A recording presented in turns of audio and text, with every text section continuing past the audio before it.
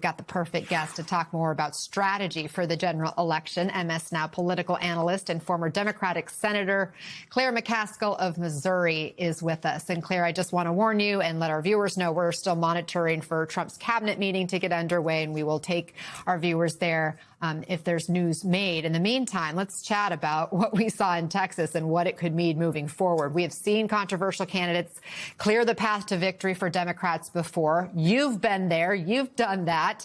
In 2012, you beat out Todd Akin amid public outrage over comments he made about, quote, legitimate rape. In 2017, we saw Doug Jones win in Alabama in that Senate seat after sexual misconduct allegations upended Republican Roy Moore's campaign. So Senator Cornyn has suggested Paxton would be the kiss of death for Republicans in Texas. How do you see it? Well, obviously it's a different time than when Todd Akin was basically rejected by his own party for some of the things he said. We don't have that now. We have a Republican Party that has embraced a president who's indicted, who has moral failings, who has been convicted of sexual misconduct in terms of a civil case. So, clearly the people in Texas knew about Paxton's problems, and in the Republican Party, they were okay with it. The question remains, will the general election voters be okay with it? I think it gives us a real chance in Texas. I think we have to be clear-eyed about it. It's tough. Texas is very tough. No one should think, okay, we got Texas done now, let's move on. And it's going to be so expensive, Anna. This race, the best thing for Democrats is Republicans are going to have to spend so much money in Texas. I would predict probably $200 million or more to try to get Paxton across the finish line. And now that's money they can't spend in Alaska, in Iowa, in Ohio, and Maine, and other states where we're also going to have very competitive races. You said it's a different time. However, now we are constantly using the word unprecedented around politics these days. But can precedent apply here? Does history hold any lessons? Well, I do think that Paxton has a problem with this case that has come up recently, where he evidently lobbied to decrease the sentence to a very minimal sentence for someone who had been sexually abusing a child.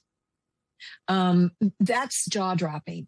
That puts his scandal into a different category. But I think Tallarico has to be careful. I think others will probably point out, third-party groups will probably point out Paxton's moral failings and the way he has used his office for his own gain and all the lack of integrity he has shown in various ways.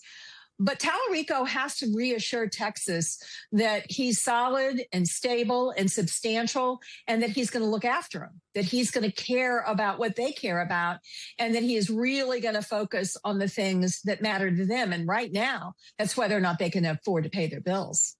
Cornyn made a point to try to highlight Paxton's many controversies through his campaign, and he still lost. But here's how he framed it.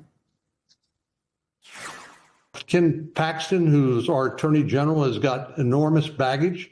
And if he's the nominee, he will be pummeled by the Democrats. I refuse to allow a flawed, self-centered, and shameless candidate like Ken Paxton risk everything we've worked so hard to build. He's lied to Texas taxpayers. He's lied to his senior staff who turned him into the FBI. And then it's his own family, and of course with his wife, allegations made of unfaithfulness.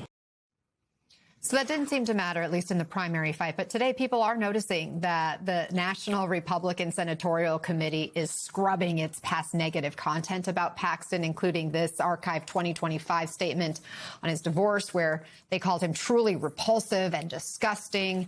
And Senate Democrats are sharing this attack ad that had been taken down.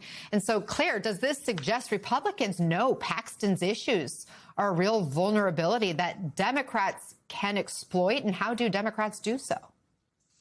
Well, I think that certainly it is going to matter in the general more than it did in the primary. And, you know, I had a friend text me this morning and say, how could the Republicans vote for Paxton? I said, well, it was the Republican base. But remember, John Cornyn got a huge chunk of those votes. I mean, over 35%, I think, was the final number I saw, or close to that. That's 35% of the Republicans that rejected Paxton. All the Democrats need is for them to either choose Tallarico or stay home. And I think stay home may be an option for many of them, because I think many of them were rejecting Paxton as opposed to voting for Cornyn.